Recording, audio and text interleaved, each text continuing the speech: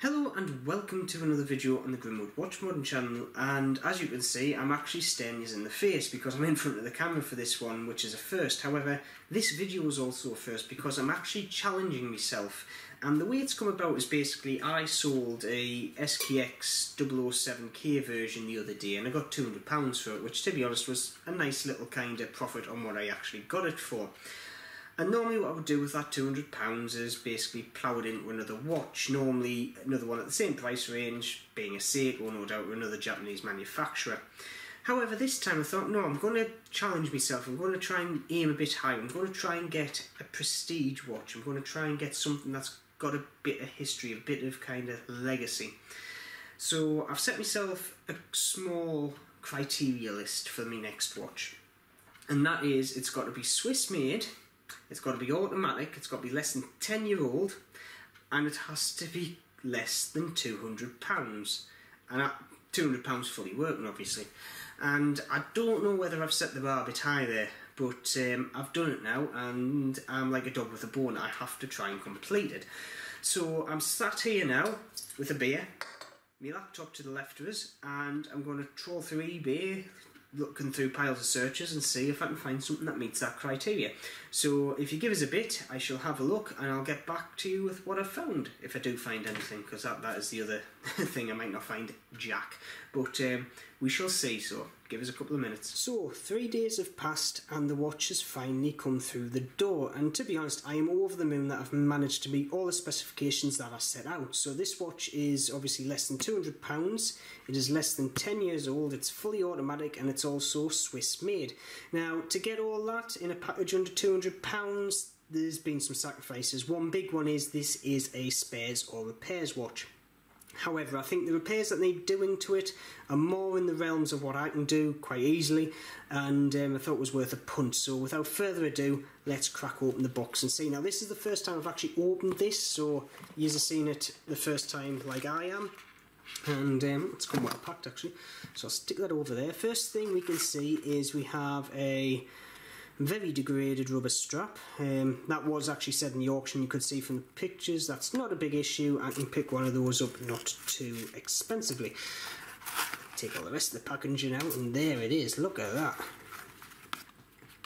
That's got a dial and a half, hasn't it? And there we go. So this is a Victor Inox. I might have just pronounced that all wrong, but that's what it is. And it's actually a Swiss Army watch. These are the people that make Swiss Army knives, and you can't really get more Swiss than that, can you? And yeah, over the moon. But the biggest thing that will jump out at you is the dial. The dial is in totally the wrong orientation because obviously the dial feet have snapped off. And this is the thing that struck me about this watch. I saw it and I thought, spares and repairs, if that's the only issue, I can fix that quite easily. And he said it on the page. He says, look, the dial's rotating freely. That's one of the reasons why I've got rid of it. He got a tag. This was basically just getting sold to fund it. He had it for 8 years, he used it as a daily beater, as you can tell, and yeah, now it's with me. So, this watch is actually called the Dive Master 500. It's got 500 metres of water resistance. The other big draw that I actually like about this watch is the movement. It's actually got a 2892A2 movement in the back here. Now this movement is actually used in Omega's, a bit modified obviously with a coaxial balance in it, but it is a very, very good ETA movement. It's actually used in a lot more expensive watches than this one. And originally this watch would have been £1,100 retail, so that's 4 figures. And I've managed to pick this up at £160 exactly. I actually put £200 in as my final bid and it didn't get up there, and I didn't think I was actually going to win it, but hey ho, it's here, it's in my hands, and I am over the moon. So let's just have a closer look and see what's what. Now obviously, like I say, he's had it for 8 years, he's gone diving with it, he's used it as a daily beater. The case is beaten up, not too much, I've seen a lot worse, there's a big ding there, but in all honesty, it's not too bad. Now it's got a gunmetal kind of coating on it, as we can see, so the scratches don't show up too badly, and even the ones that do, they're not really that too contrasting, so they do hide themselves quite well. And the bezel is basically the bit that's the most scratched, but hey ho. And it's actually got a fully well, it's not a fully loomed bezel, but the bezel is loomed all the way up to 20, and it's got a nice loom on the dial as well, which I will show you in a second. And yeah, in all honesty, I'm quite pleased with that. Like I say, the strap is very, very perished. It is the original strap. I would have liked to keep it, but I am not wearing that. That is just absolutely manky. However, getting another diver strap in orange, which I will do, is not going to be too hard. Oh, and it's actually got a Swiss Army logo on the buckle, so I might actually keep the buckle and put that on the new strap I get, so just to bring a bit more originality to it. But yeah, in all honesty, I am quite pleased with this purchase, I am. So what I'm going to do now is I'm going to crack out the timograph and I'm going to see what it performs like, and then move on to the mending. So here we are at my timograph. I have fully wound the watch, I've put it on, and in all honesty I am not too disappointed with the performance I'm getting. I'm getting plus 1 minute a day, so that's not bad. Amplitude of 265, 270, I am alright with that. I would prefer it closer to 300, but I can live with that. Beat error, spot on, so don't have any issues there. So I can adjust obviously I can adjust the timing, that's no issue, and the amplitude, if it stays like that, I am happy with.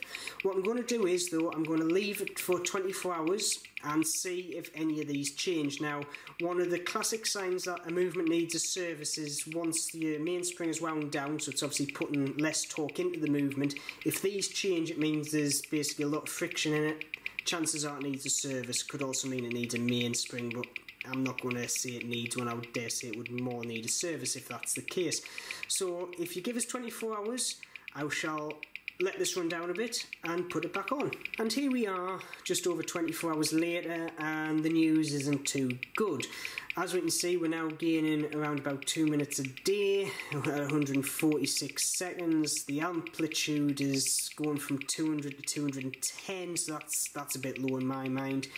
Beat error stayed the same, which it will do, but yeah, it has lost performance when the actual mainspring's wound down, which says to me the movement does need a good service. It's just not getting the power to the actual balance as effectively when the spring isn't fully wound. Now, don't get me wrong, the other issue it could be is the mainspring. It might need changing, but like I say, I'm going to put my bets on it just needing a good service. However, I think I'm going to leave that for now, and I'm only going to fix the dial. So I'm going to get the dial actually put back into place and fixed, and wear it for maybe a couple of weeks, and then I might actually crack on doing a service on this piece, but I just want to get on the wrist and actually wear it now. So next part of this video is going to be taking the case back off this and trying to fix that dial.